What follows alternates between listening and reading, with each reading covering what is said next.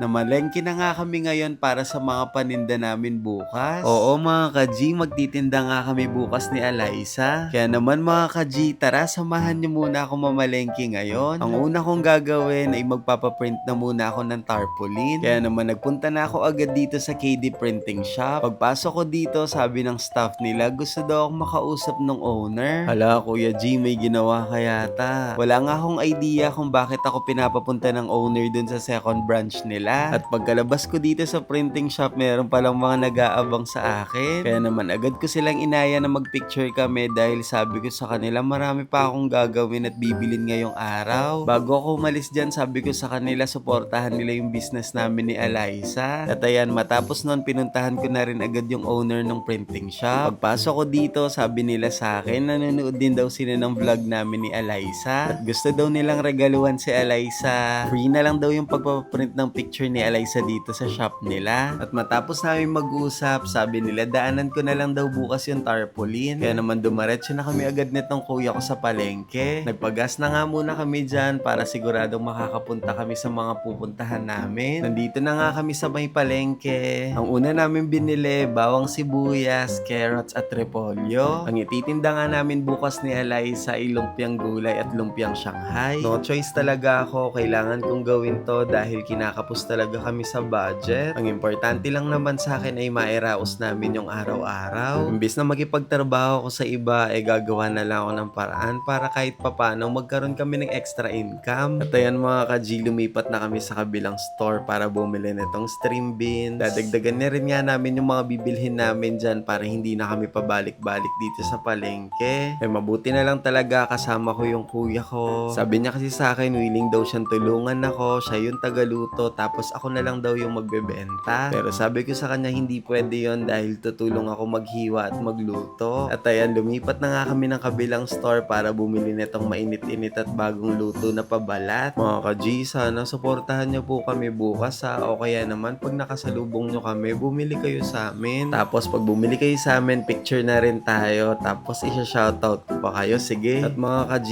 kailangan ko talagang gawin to dahil dito ako kukuha ng pambayad namin ng renta ng bahay at pambayad namin ng kuryente. Siyempre, dito ko rin kukunin yung pambaon ni Eliza pag pumapasok siya ng school at ibibili ko siya ng mga vitamins niya. Alam nyo mga ka-G, kung gusto ko lang talagang kumita ng pera, meron talaga. In-offeran ako ng Casino Plus ng 100,000 kapalit ng magpo-promote ako ng sugal. Naisip ko na hindi tama yung pagsusugal kaya naman inayawan ko yon. At sabi ko sa sarili ko, higit pa doon ibibigay naman ni Lord. Basta sa ngayon talagang magtsatsaga na muna ako at talagang pagbubutihan ko muna kung ano yung ginagawa ko. At nung matapos namin bumili ng karne, dumaretso na rin kami dito sa mga Chinese na nagtitinda ng iba't ibang mga anik-anik. Ang pakay ko dito, bibili ako ng maliit na organizer box. Tulad nito para magandang tignan yung mga paninda ko at para madalihan ako sa pagbubuhat. May nakita nga dito si Kuya Alvin at nung nakita ko to, sabi ko pwedeng pwede na yan Kuya Alvin. Mga ka-G, supportahan nyo kami ha. Nilibot pa nga namin yung loob nito dahil naghahanap kami ng strainer. Nakakita nga kami netong stainless na tray. Sabi ko kay Kuya Alvin, magagamit namin yan pagka yung mga nahiwa namin, dyan namin ilalagay. At meron pa nga si Kuya Alvin nakitang mas malaki kaya naman sabi ko sa kanya, yan yung kunin namin. Habang naglalakad nga kami dyan para humanap ng strainer, nakakita ko nitong mga malalaking kawa. Soon pagka dumami talaga yung mga bumibili at nagkaroon na ng ipon, bibili talaga tayo nun. At ayan, mabuti na lang talaga meron kami nakita ditong strainer. Kaya naman agad na rin kami pumunta dito sa may cashier para magbayad na. Dahil sabi ko kay Kuya Alvin pagka uwi namin ng bahay mag-prepare na rin kami agad. Kaya naman matapos namin mabili lahat ng kailanganin namin bukas sa pagtitinda, dumaretso na rin kami agad pa uwi ng bahay. Pero tong si Kuya Alvin, niliko niya dito sa may tita ko. Mangyayaram daw siya dito ng strainer at medyo malaking kawa. Yung mga kawa daw namin kasi sa bahay medyo maliliit. Kung malaki daw nga kasi yung kawa namin, siguradong mabilis kaming matatapos sa pagpipirito. At ayan mga ka-G, saktong nakauwi kami ng bahay, biglang bumuhos yung ulan. At ayan si Kuya Alvin at si Mama, pinagtutulungan na nilang hiwain yung mga dapat i-prepare dito para bukas. Sabi ni Kuya Alvin, wala naman daw akong kailangan gawin dito. Siya na daw bahala dito, tatawagin niya na lang daw ako pag kailangan niya daw ng makakatulong. Pero dahil hindi ako tumulong ngayon, mamayang madaling araw, gigising ako ng 4 AM para magprito na agad. Dahil ang target ko bukas, before 7 a.m. nandun na ako sa school ni Eliza sa Magalang. At ayan, talagang umuulan mga ka-G, oh. At bukas, excited talaga ako magtinda at makita kayo mga ka-G. Alam kong hindi madali yung gagawin ko, pero para kay Mama at Eliza, alam kong gagabayan naman ako ni Lord.